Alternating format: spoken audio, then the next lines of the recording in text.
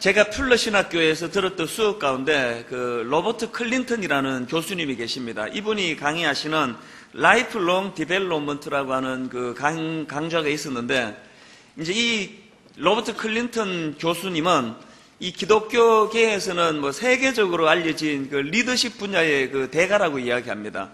이제 그 강의도 일종의 그 리더십에 관한 강좌였는데, 이제 그 수업에 좀 특이한 것이 이 로버트 클린턴 교수님의 제자들 가운데 이 리더십을 잘 전수받은 사람들이 나와서 이렇게 특강하는 그런 시간들이 이제 간혹 주어지는데, 그 중에 그 특강 강사 중에 한 분이 우리나라 한국 분입니다. 우리 교회에서 특강도 하셨는데 이광길 교수님이라고 계십니다. 이분이 이제 특강을 하는데 나오자마자 좀 당황스러운 이야기를 하시더라고요. 뭐라고 얘기하는가 하니까 이런 질문을 던집니다. 여러분, 내가 오늘 누구를 대상으로 이 설교를 이 강의를 하겠습니까? 이 수업의 고객이 누구라고 생각하십니까? 그렇게 질문을 던지더라고요. 당연히 뭐 학생을 보고 이야기하는데 저는 뻔한 질문을 왜 하나 그랬는데, 이분이 웃으면서 하는 이야기가, 미안하지만 여러분은 내 상대가 아니라는 거예요. 여러분은 내 고객이 아니라는 거예요. 그러면서 자기는 여러분을 상대로 강의하는 게 아니고 자기는 로버트 클린턴 교수님을 상대로, 그분이 내 고객이라는 겁니다. 사람들이 막 웃고 그랬습니다. 아마 어떤 사람들은 오해도 했을 겁니다. 우리 교회에 부교육자가 그 신방 가가지고는, 집사님, 내가 지금 누구를 의식하면서 설교하는지 아십니까? 집사님이 아닙니다. 나는 이찬수 목사님에게 잘 보이고 싶습니다. 이렇게 이야기를 하면은 그 교역자에 대해서 얼마나 오해가 많겠습니까?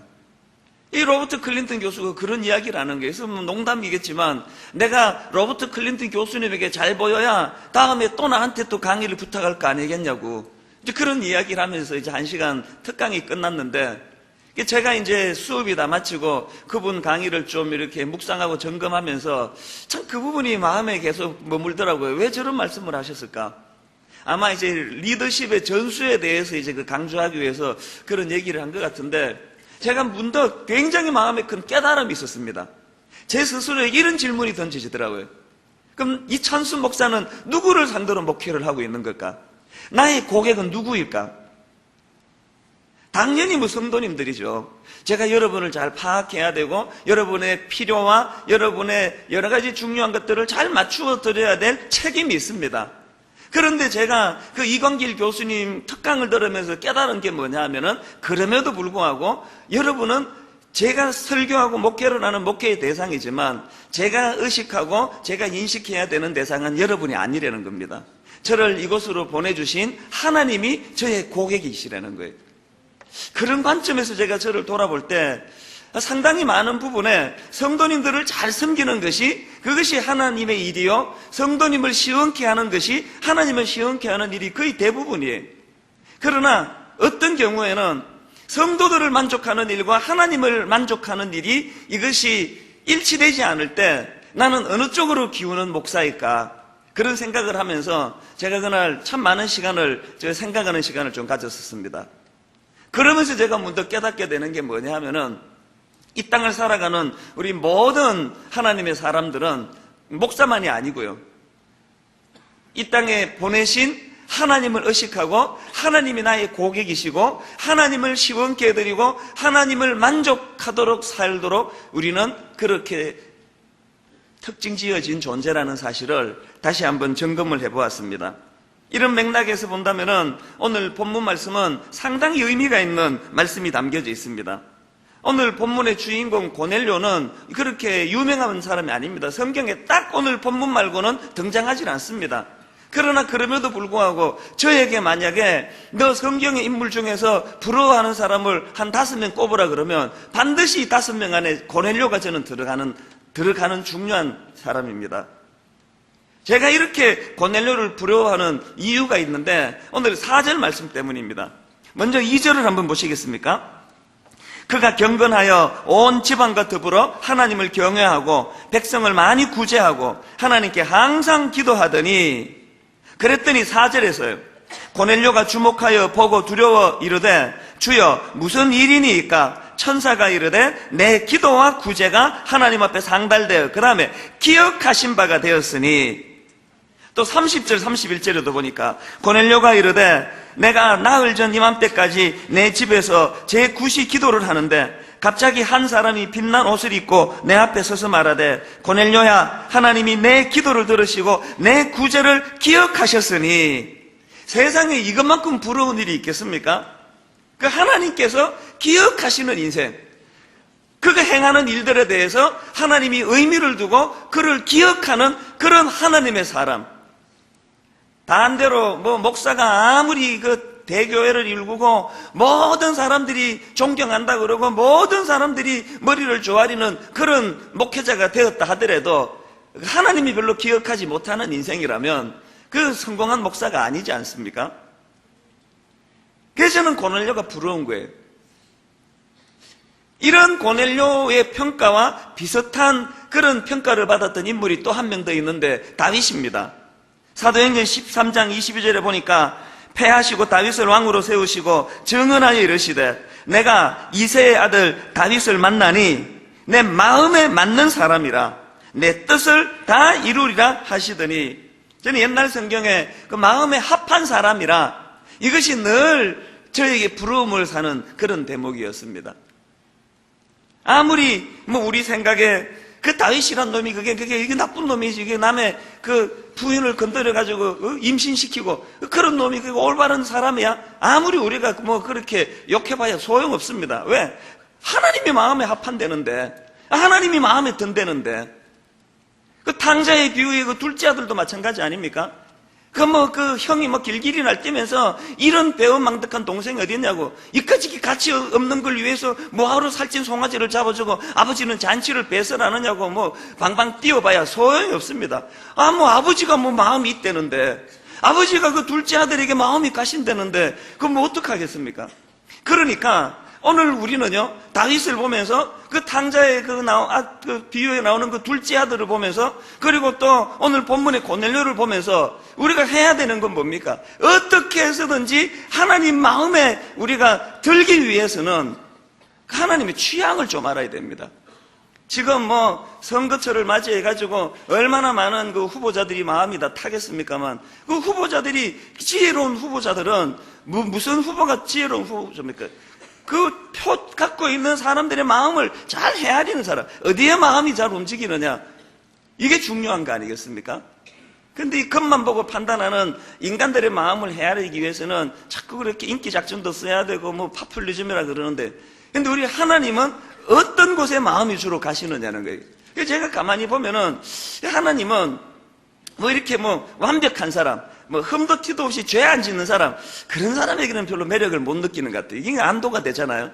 하나님은 그 남의 여자도 좀 건드려보고, 또 재산 이렇게 해가지고 또 탕진도 해보고, 또 창기들하고 놀아도 보고, 그러나 이제 막판에 이렇게 그걸 또 반성하면서 되돌아서는 그런 부류의 사람을 좀 좋아하시는 것 같아요.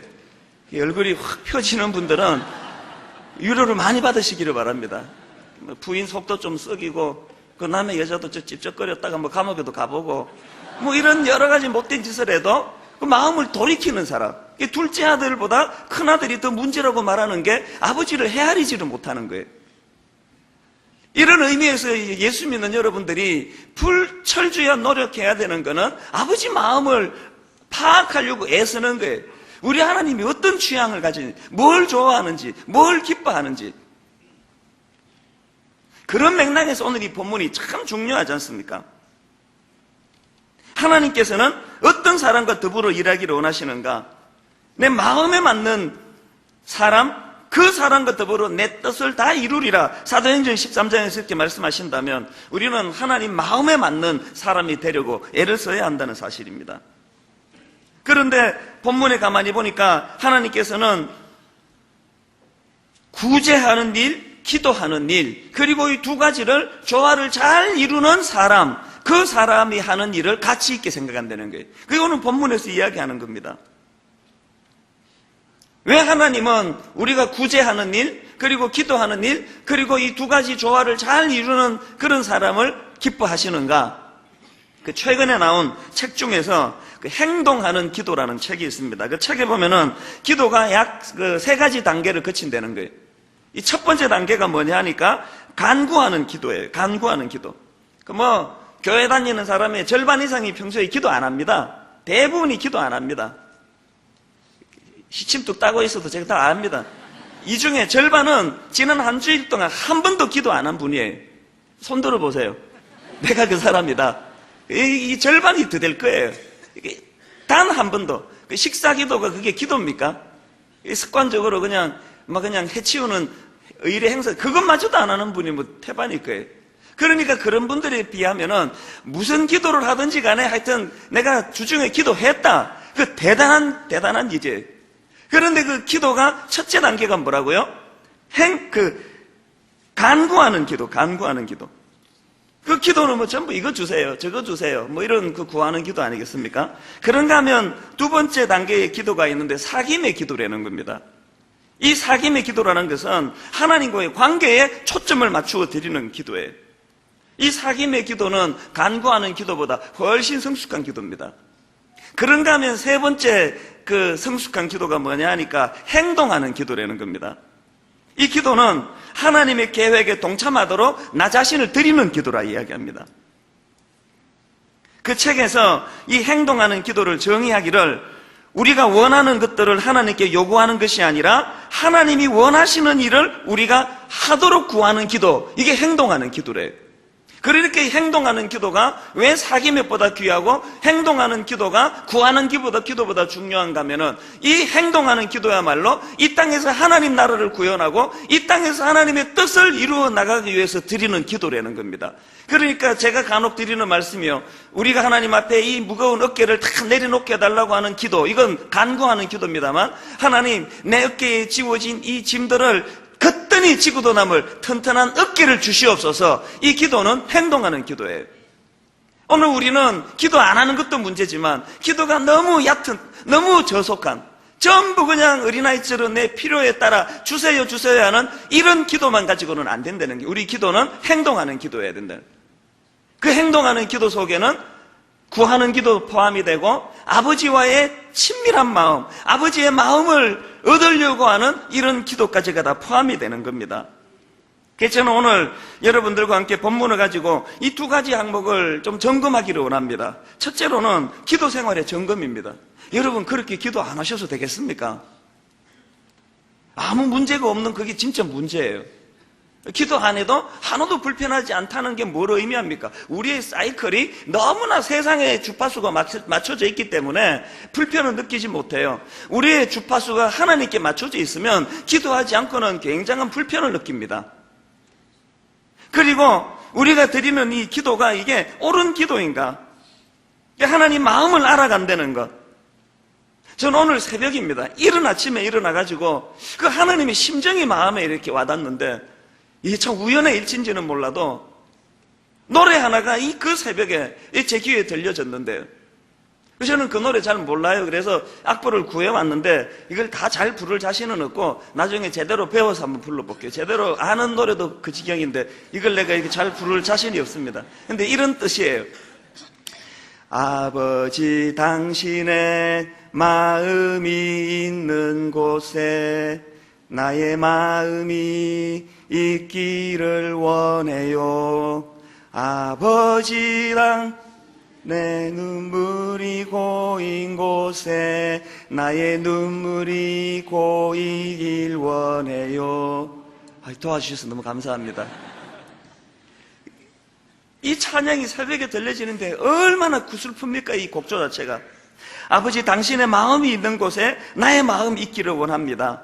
아버지 당신의 눈물이 고인 곳에 나의 눈물이 고이기를 원합니다.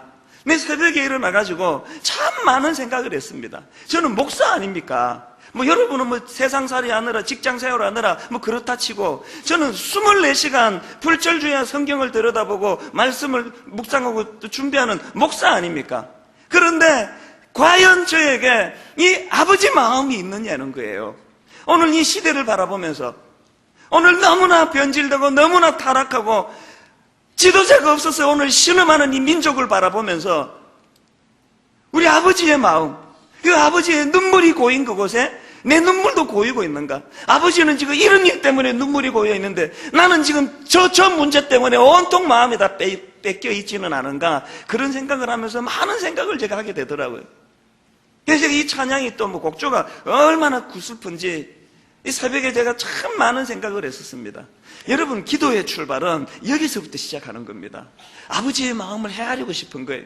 우리 아버지가 무슨 일로 마음이 아프시고, 우리 아버지가 어떤 일을 해드릴 때 시원한 마음을 느끼시고, 아버지는 어떤 때문에 어떤 일에 탄식하며 눈물이 고이시는지, 이 아버지의 심정을 모르기 때문에 탕자의 비유의 큰아들은 가출한 둘째 아들보다 더 탕자라고 이야기를 하는 거예요. 그래서 이 2절에 보니까 하나님께 고넬료가 기도하는데 항상 기도하대. 항상 기도가 가능합니까? 그거 뭐 날마다 눈 감고 있었다는 뜻입니까? 고넬료가 항상 기도했다는 건 아버지와 마음이 유무상통한 거예요. 눈 뜨고 하는 기도 여러분 아세요?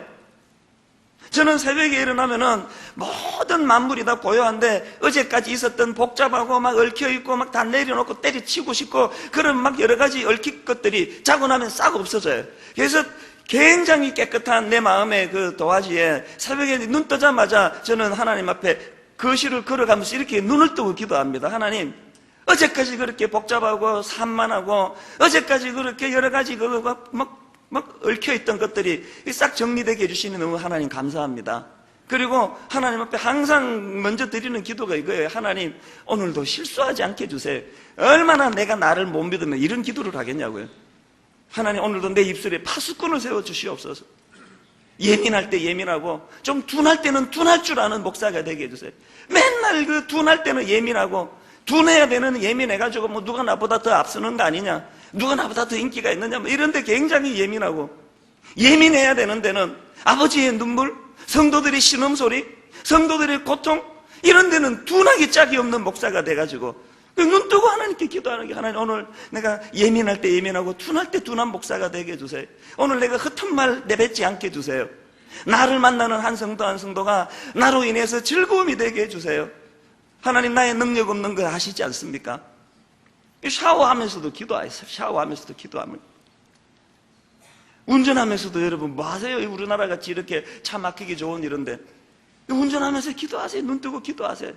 하나님, 내가 지금 어디를 향해 가고 있는데 이렇게 길이 막혀서 내 앞길이 지금 막혀 있는데 내 인생만큼은 이렇게 가로막힌 인생이 아니라 주의 은혜로 탄탄대로 인생 되게 하여 주옵소서. 하나님, 내가 오늘 만날 그 누구 약속 늦어서 어려움 당하지 않도록, 저는 운전할 때마다 잘 빕니다. 회개를 많이 해요. 하나님, 다음부터 10분 일찍 났을 테니까 오늘만 막히지 않도록 도와달라고.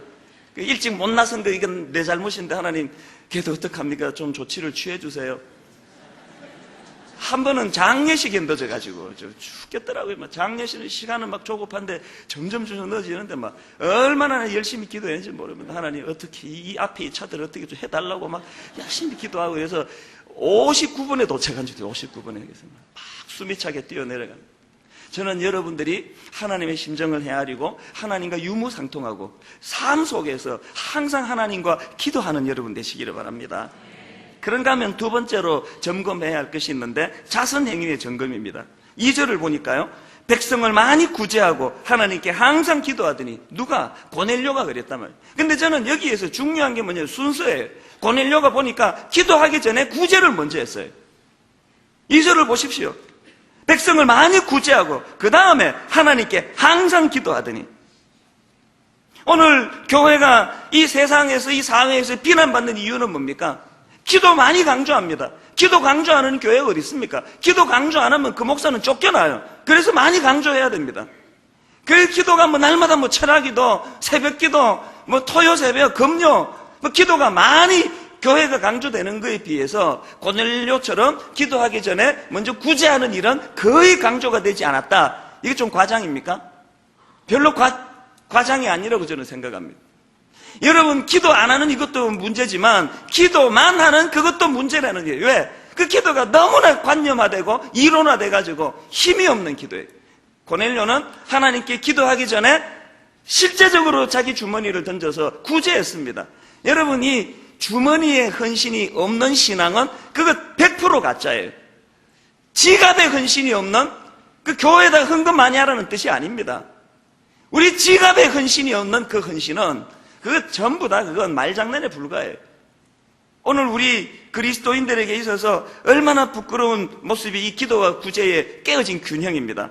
그야말로 야고보서 1장 26절에서의 지적이 바로 그거 아닙니까? 누구든지 스스로 경건하다 생각하며 자기 혀를 제갈 물리지 아니하고 자기 마음을 속이면 이 사람의 경건은 헛것이라. 그러면서 하나님이 정의하는 경건을 보니까 하나님 아버지 앞에서 정결하고 더러움이 없는 경건은 곧 고아와 과부를 그 환난 중에 돌보고 또 자기를 지켜 세속에 물들지 아니하는 그것이니라. 고아와 과부를 돌보지 않는 그런 태도를 가지고 백날 무릎 꿇고 기도해봐야 경건이 아니라는 거예요. 여기 학교 선생님들 계십니까? 저는 여러분들이 아이들을 바라볼 때마다 그 아이들에 대하여 긍휼함 없이는 교단에 서지 않는 크리스찬 되시기를 바랍니다. 내가 아는 여기 우리 교사 가운데 머리가 숙여지는 교사가 한두 사람이 아닙니다. 정말 아버지의 심정으로 아이들을 돌보고 섬기는 그런 교사들, 그게 경건한 교사예요. 목회한다고 다 성직이 아닙니다. 아버지의 마음을 가지고 성도들을 긍휼히 여기는 마음이 없는 그 목회는 그건 세속적인 직업보다 못한 거예요. 우리 하나님 앞에서 고아와 과부를 돌보기를 원하시는 아버지 마음을 헤아리는 이 섬김, 이것이 기도만큼이나 중요하다고 성경은 이야기합니다. 기독교 윤리학자들이 교회가 또 그리스도인들이 대사회적으로 해야 되는 걸 두 가지로 분류합니다. 하나는 소셜 서비스, 우리말로 하면 사회봉사예요. 그리고 또 하나는 소셜 액션이라고 이야기합니다. 다른 말로 사회 행동입니다. 오늘 수요일 날 지방선거에 적극적으로 참여하는 거, 이게 바로 소셜 서비스예요.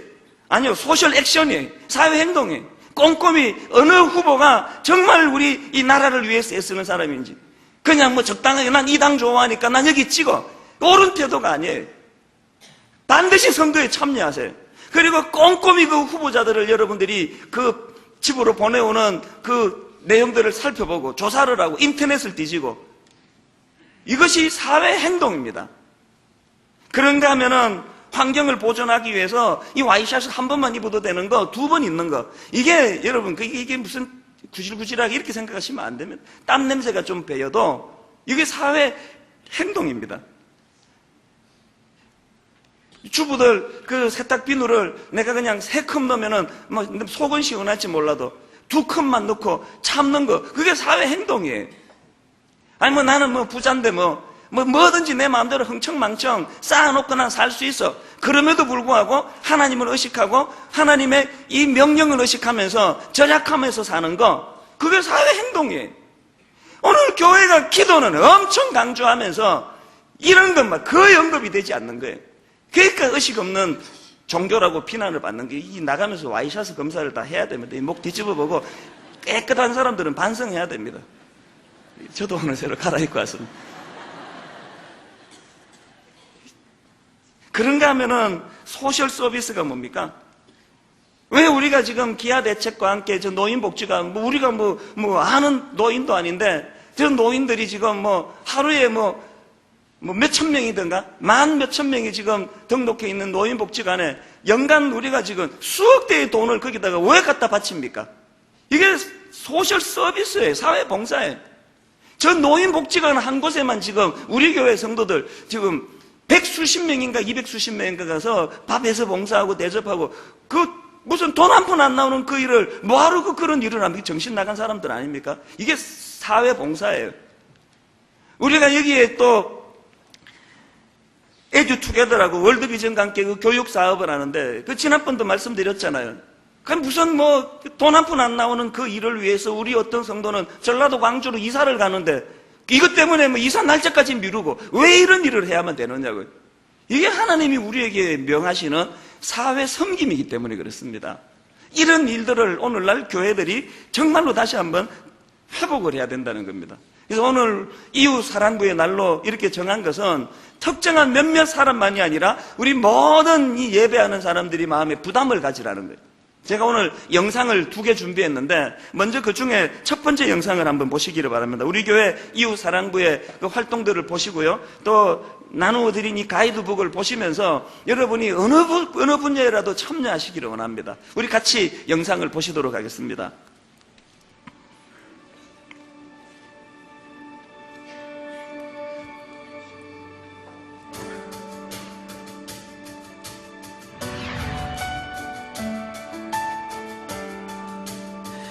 You're the God of this city. You're the King of these people. You're the Lord of this nation. You are. You're the light in this darkness. You're the hope to the hopeless. You're the peace to the restless. You are. There is no one like I.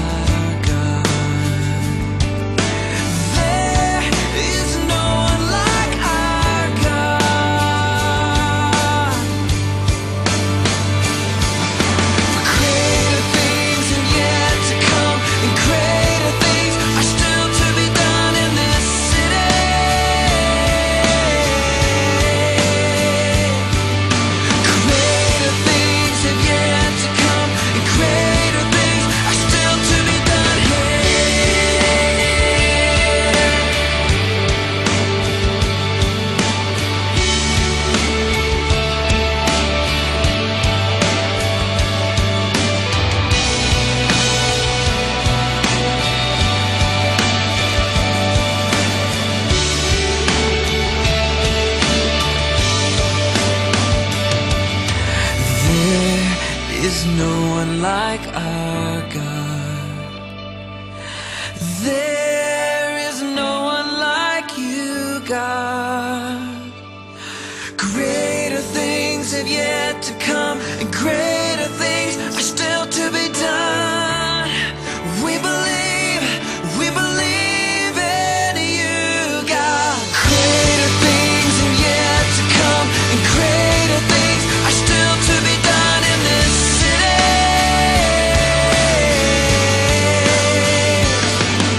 For greater things have yet to come, and greater things are still to be done here.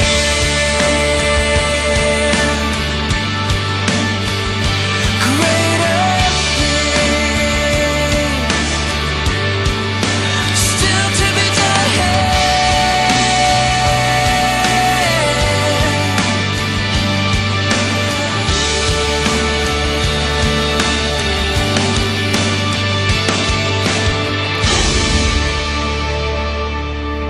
여러분, 저 봉사자들의 그 공통점이 뭡니까? 그 밝음이에요. 기쁨이에요. 세상에서는 구경할 수 없는 표정이 거기에 있습니다. 이게 왜 가능할까요? 하나님이 기억하시는 일을 하시기 때문에 그렇습니다. 오늘 본문의 고넬료를 보면은요, 그 대단한 사람입니다. 이 고넬료는 로마 군대의 고급 장교라고 합니다. 그 당시 로마 군대는 세계를 제패했던 그런 강력한 군대 아닙니까? 그는 엘리트 장교요, 그 지역에 큰 영향력을 미치던 유지였습니다. 그리고 친화력이 좋아가지고 많은 사람들에게 좋은 평가를 받던 사람입니다. 부자였습니다. 그런데 성경에서 말씀하시는 핵심이 뭐냐 하면은 하나님은 고넬료가 가지고 있던 그 어떤 외적인 화려한 거에도 관심이 없으시고 하나님이 기억하시는 건 2가지예요. 그의 이웃 사랑 섬김과 하나님과 지속적인 기도, 이 2가지를 어우르면은 하나님 마음을 헤아려 알던 사람이라고 이야기를 할 수가 있습니다. 저는 영상 하나를 더 준비했는데 어느 복지관에서 만든 영상인데요. 저 영상을요, 여러분 하나님의 마음이라는 필터에 걸러서 한번 보시기를 바랍니다. 우리 같이 영상을 이제 한 번 더 보시겠습니다.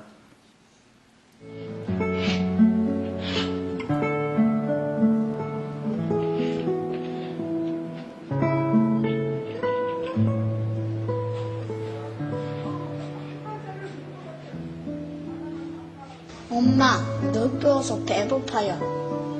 엄마, 밥에 깎아서 와요. 이거 또 배고파요.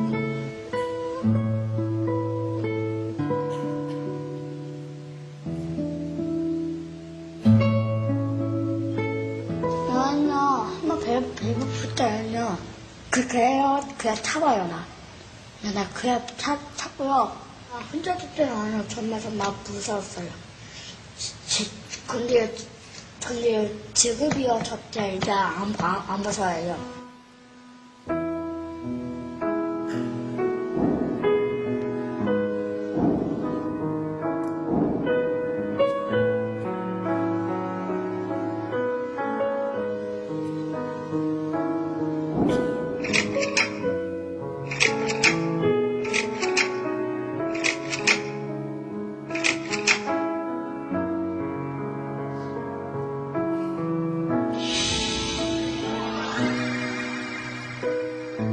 어릴 때부터 공장들을 많이 다녀보고요. 힘이 많이 들고 사는 것도 지금 좀 그러네요.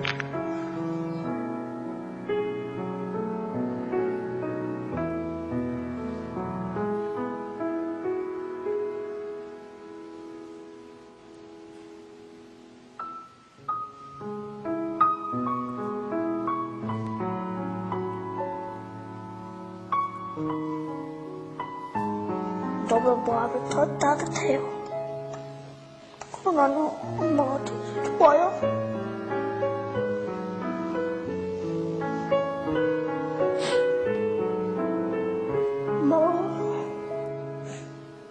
엄마가 울지요. 그럼 저 같이 울어요.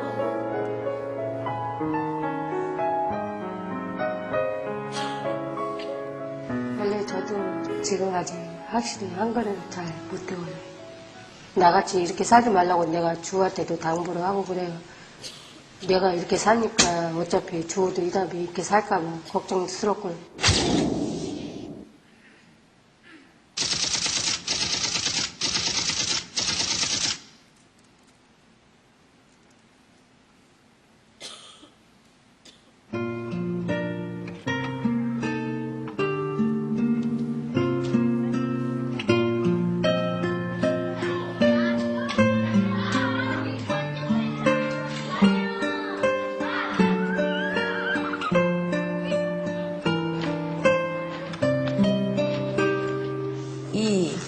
곱하기 1은 2 곱하기 2, 10.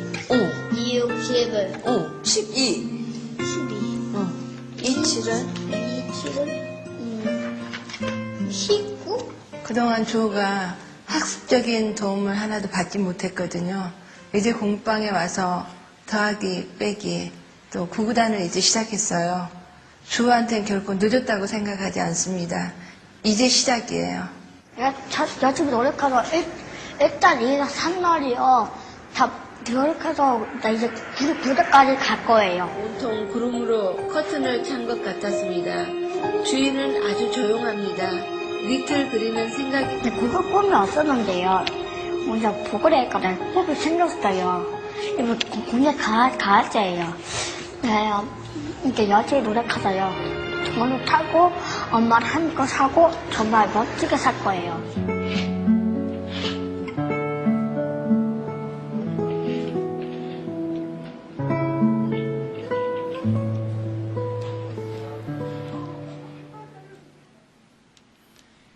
저는 어느 날 우연히 저 영상을 보고 참 많이 울었습니다. 왜 울었냐 하면은 저 화면 속에 하나님의 눈물이 보였기 때문에 그렇습니다. 그리고 저 화면 속에 하나님이 우리에게 명하시고 요구하시는 교회를 향한 사명을 보았기 때문에 그렇습니다. 이제 분당 우리 교회가 이제 한 어려움을 당하는 가정, 한 이웃, 그들에게 눈물을 닦아주는 이런 교회가 되기를 원합니다.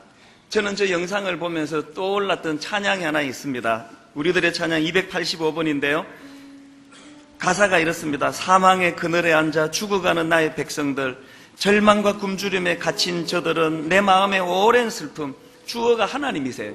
하나님의 눈물이 담겨있는 찬양입니다. 우리 같이 찬양을 함께 부르실 때에 하나님께서 내 안에 고넬료와 같은 이 두 가지 선한 마음을 회복시켜 주시기를 바랍니다. 사망의 그늘에 앉아 사망의 그늘에 앉아 죽어가는 나의 백성들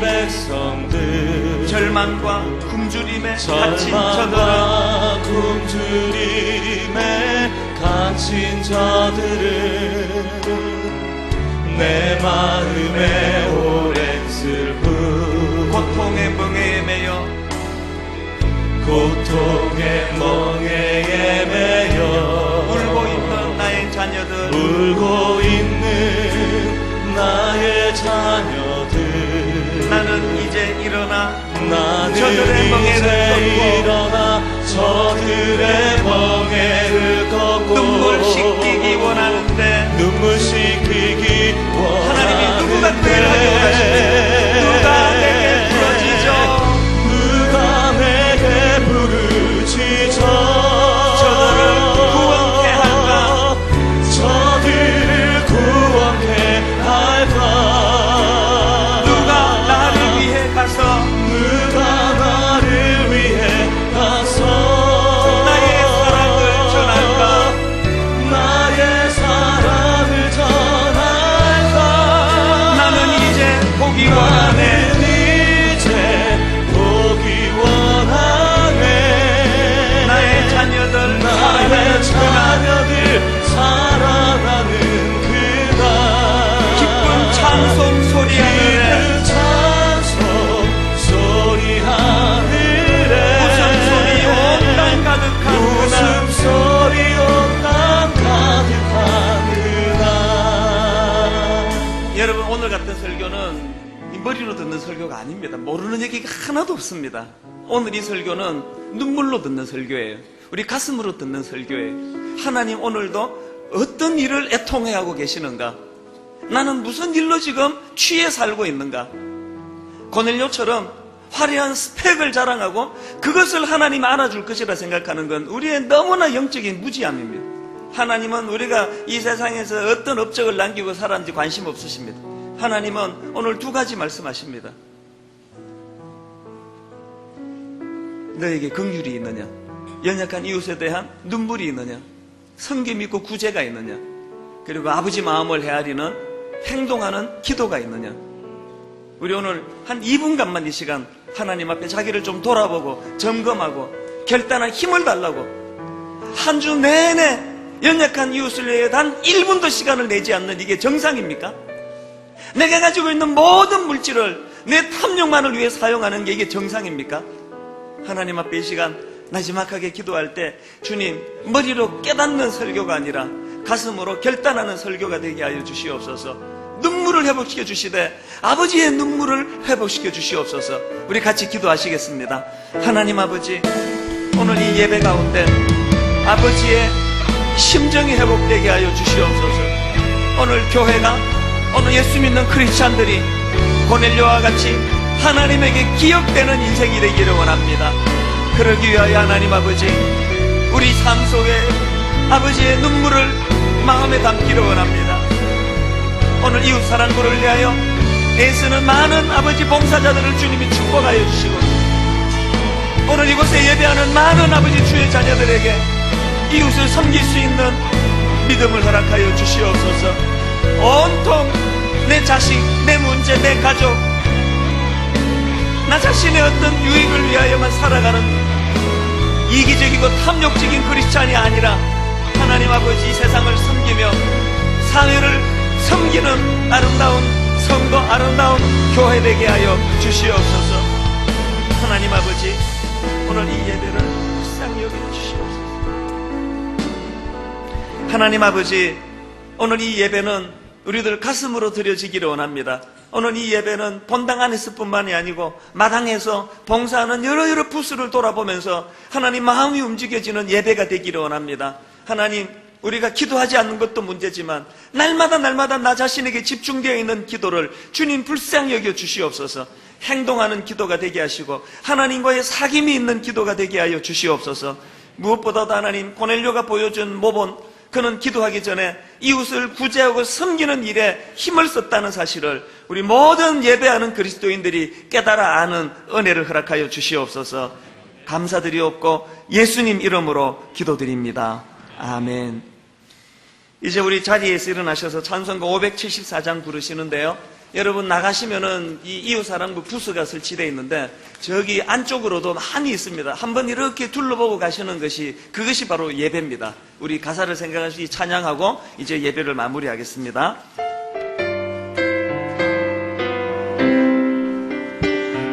가슴마다 파도친다 우리들의 젊은이 눈동자의 어리운다 눈동자의 어리운 우리들의 푸른 꿈 주의 말씀 주의 행함 길과 진리 되시니 길과 진리 되시니 우리 평생 한결같이 평생 주만 따라다니라.